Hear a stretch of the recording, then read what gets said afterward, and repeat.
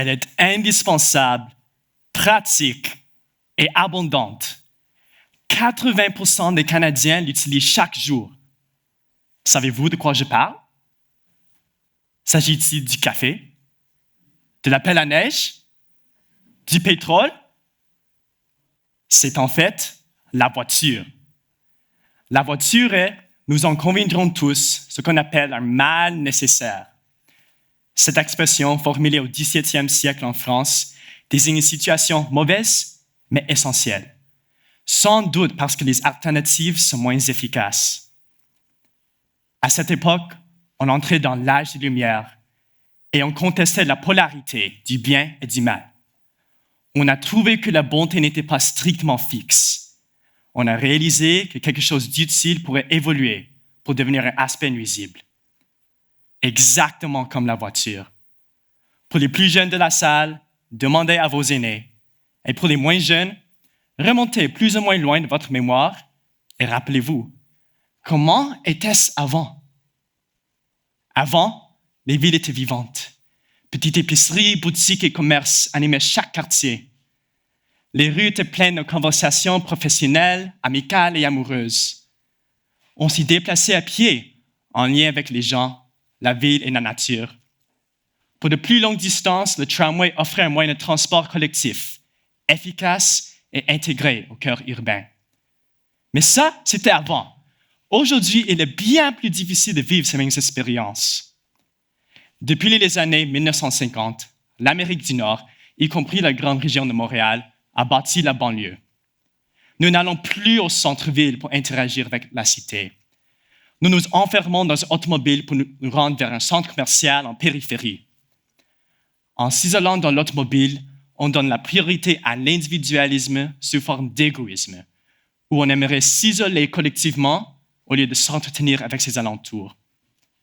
La voiture n'est pas seulement mal nécessaire du fait de son confort, mais elle est également mal nécessaire dont on est devenu dépendant. Toute qualité salutaire de la ville a été noyée par le bruit des moteurs, des klaxons et des pneus. Les gens ont quitté la ville avec l'excuse qu'elle était trop bruyante. Cependant, ils ont déménagé vers la banlieue, où finalement, le bruit ne cesse pas non plus. Ils ont enfin du mal à comprendre. Les villes ne sont pas bruyantes. Le bruit provient presque uniquement des voitures. Vous pourriez rétorquer qu'ici au Canada, les autres moyens de transport ne sont pas réalisables lors des matins hivernaux de moins 40 degrés. Eh bien, sachez que je suis ici pour vous donner tort. À Oulu, en Finlande, le climat est presque identique à celui des villes canadiennes. Là pourtant, le cyclisme en hiver est très commun. On la désigne d'ailleurs comme la capitale du cyclisme hivernal mondial. La planification de la ville et l'attitude de la population générale rendent possibles les bénéfices de santé, environnementaux et sociaux apportés par ce moyen alternatif de transport. Malheureusement, en Amérique du Nord, particulièrement en Alberta, d'où je viens, on n'a pas ces mêmes attitudes. On conçoit la ville paresseusement où on habite loin de notre école, travail et divertissement.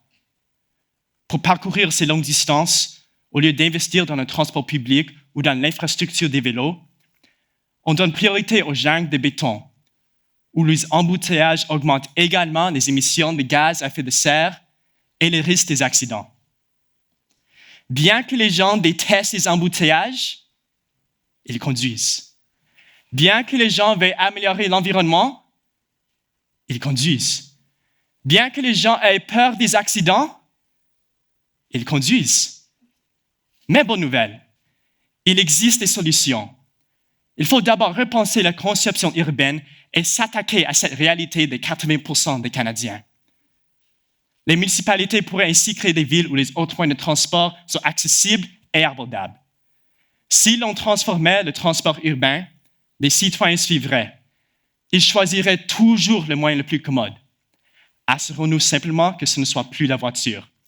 Alors oui, la voiture restera sans doute présente, mais souvenons-nous d'une chose. Ce qui est nécessaire aujourd'hui ne l'était pas hier et ne le sera plus demain. Peut-être que le vrai mal nécessaire de notre époque, ce n'est pas seulement la voiture, mais aussi le courage inconfortable de changer pour bâtir un monde plus connecté, plus propre, au point de parvenir un jour peut-être à atténuer le mal de cette nécessité.